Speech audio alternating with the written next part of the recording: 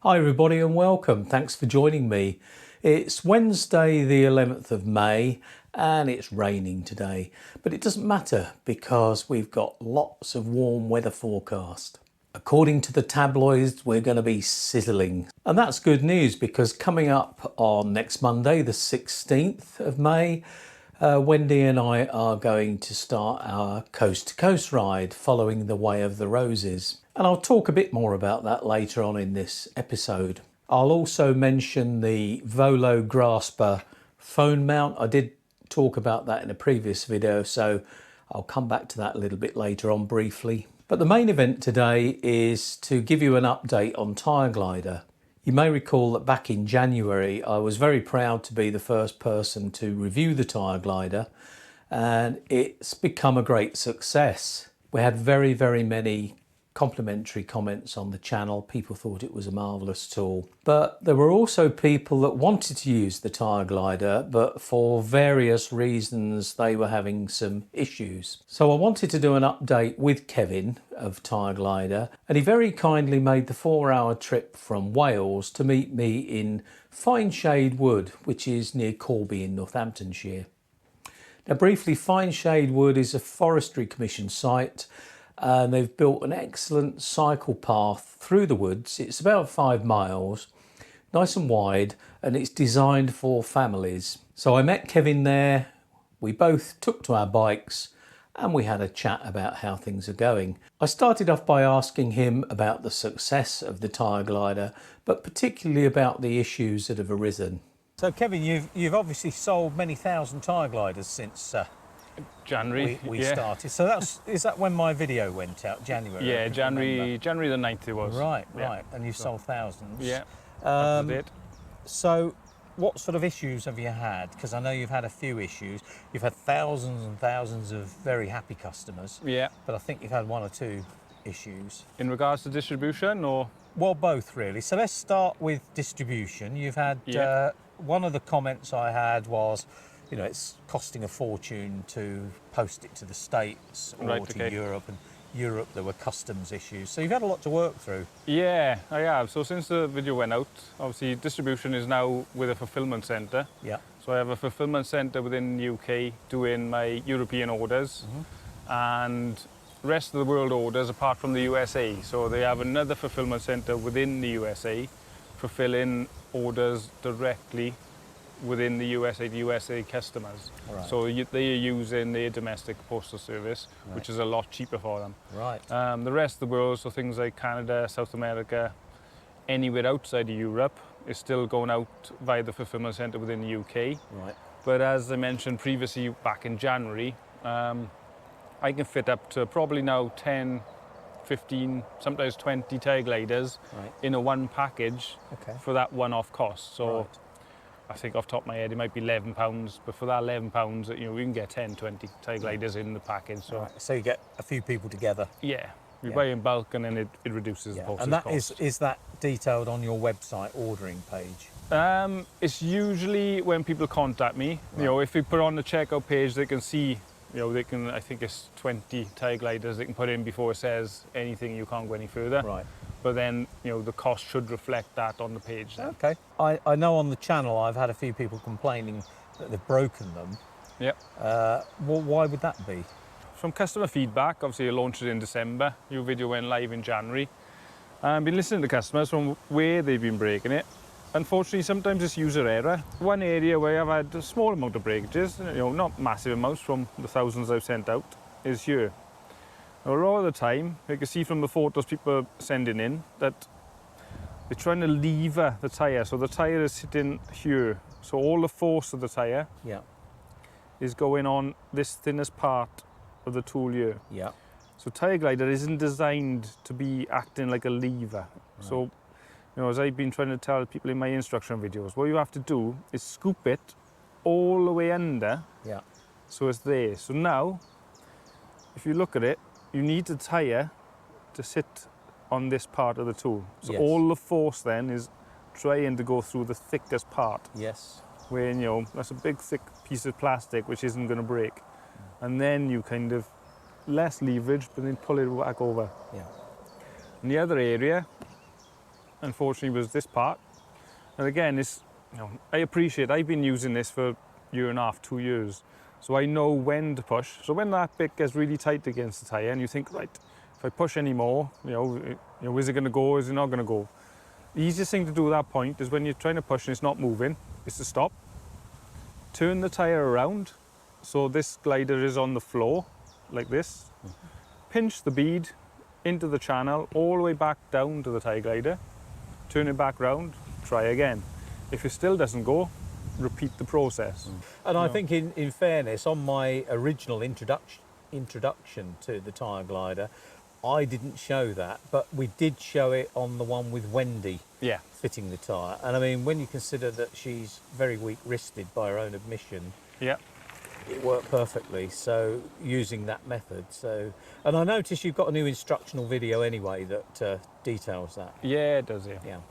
Now, okay, so you've had those sort of problems, and I think you've also had one with the carbon or thicker rims, which we'll come to in a moment. Right, okay. But in all these situations, how have you handled it?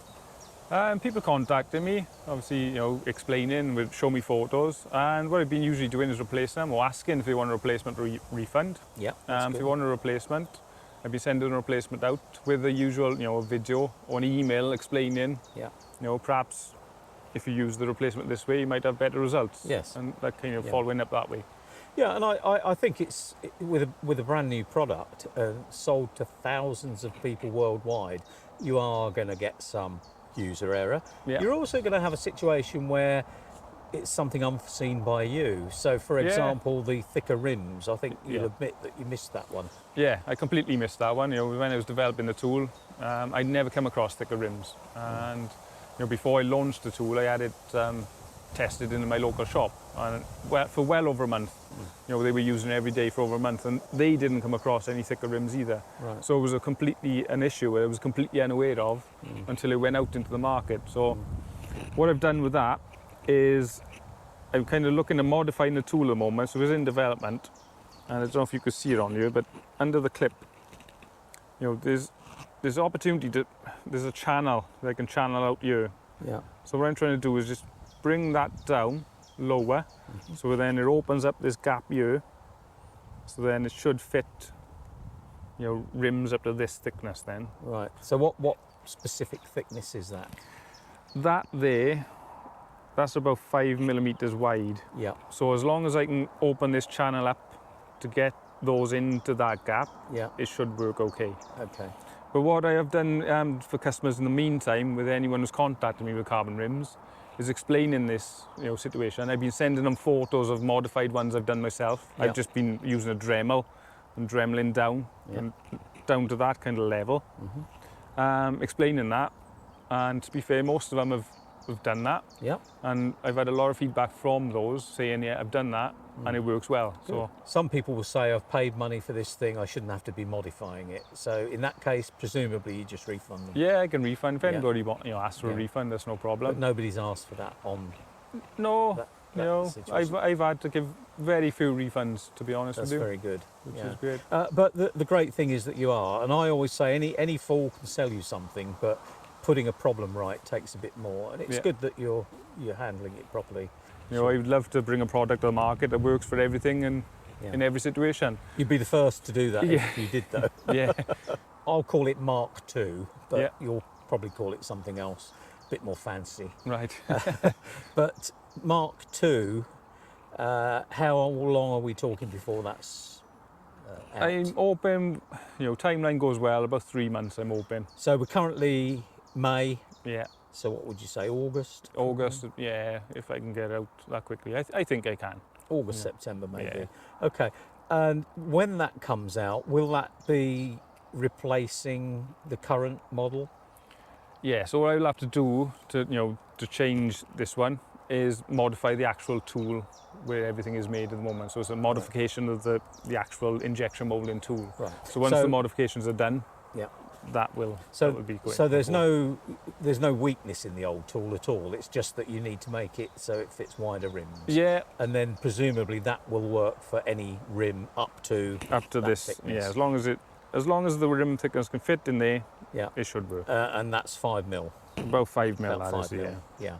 yeah. Now, I did have a comment from a subscriber asking if they could pre-order these. Right, yeah. And I know we've discussed this, and probably not the easiest thing for you to do. And No. it means people paying, which you don't want them to do Yeah. before they get it. But what can they do if they want to register interest? Yeah, so at the moment, if anyone is interested for future, they can email me directly. So either probably the easiest is info@tyreglider.co.uk. Right, I'll put that in Yeah. the description below. And if they can just mark it at the moment, say subject Mark II interest, I can collate all that information. Perfect. And then once it's ready, I can send out the blanket email to everyone who's, registered interest and go from there. So I'll put a link below to that. So if you are interested, as Kevin said, if you send him an email and mark it Mark II interest, and then what Kevin has agreed to do is inform you as soon as the Mark II version is ready. I'll also be doing another video update when that happens. So if you like and subscribe, you'll be first to hear about that anyway. So with this Mark II, that's going to cover carbon rims and aluminium rims, Yeah. are there any applications it won't cover? Yeah, so at the moment it won't cover hookless rims. I know there's a lot of hookless rims coming out at the moment. So they're growing in popularity. Obviously the Tyre Glider is designed to hook on to the rim itself. Yeah. And obviously if you're hookless, it hasn't got that facility. I have had a couple of customers who've bought them for hookless rims, and the feedback I've had from them is if you do file the part of the tool that's supposed to hook on, Yeah. it does work okay. Great. Yeah. But in future, that's another version I'll have to do. Yeah. And what about mountain bikes? Mountain bikes again, it was always hit and miss with mountain bikes from the start. Some of them it does work, but it all depends on the rim thickness. Yeah. And going around and doing further research, some of the mountain bike rims are like 5-6 mil thick. Yeah. The Tyre Glider isn't designed for that thickness at the moment. So again, that's another specific version that could be done in the future. What's encouraging from what you say is, though, that your users of the Tyre Glider are actually helping you develop it in some sense. Yeah, they've been fantastic. And I think that's the main thing with the cycling community. Yeah. We have had some negative comments on the channel from people that I would say clearly haven't tried the tool. Yeah. And making derogatory comments. You don't need it. You're an idiot if you can't change a tyre with just your thumbs. Yeah. Well, I'm guessing some of those people haven't tried a really nasty tyre. Yeah. But I've also seen I've seen videos of people that are fitting them just by thumbs, and one guy's fitting one to a tri-van wheel, which is notoriously difficult, but it takes a good 10 minutes. Yeah. And he's absolutely worn out at the end of it. He wouldn't want to do 2 in a day. No. And especially on the side of the road either. yeah, and I just figure, why would you make life difficult? Okay, if you know how to use tyre levers properly, you can. Yeah. But you're talking 2 tools. Yeah. And a certain amount of skill to use them. Whereas with the Tyre Glider, it's so simple with 1 tool. I can imagine when matches first came out, somebody saying, anybody that can't light a fire with rubbing 2 sticks together is an idiot. Yeah. Well, they might be, but it's a hell of a lot quicker with a match. Too right. One of the comments that came up quite a lot early on with the first video is a left-handed version. Yeah. And of course it then transpired that you're left-handed. I am indeed left-handed, yeah. Which, everything could have been left-handed in that case. Yeah. But you then explained that you can actually pull the glider towards you if you're left-handed. And it was quite interesting that a lot of left-handed people came back and said, yeah, actually it works for me. Yeah. And I think equally some left-handed people found that they could use it easily right-handed as well. Is it worth bringing out a left-handed version? Because there's a lot of tooling involved. Yeah, there is a lot of tooling involved. It is something probably will develop in the future. just for, because I appreciate being left-handed. I know pulling it isn't quite as easy as pushing it. Yeah.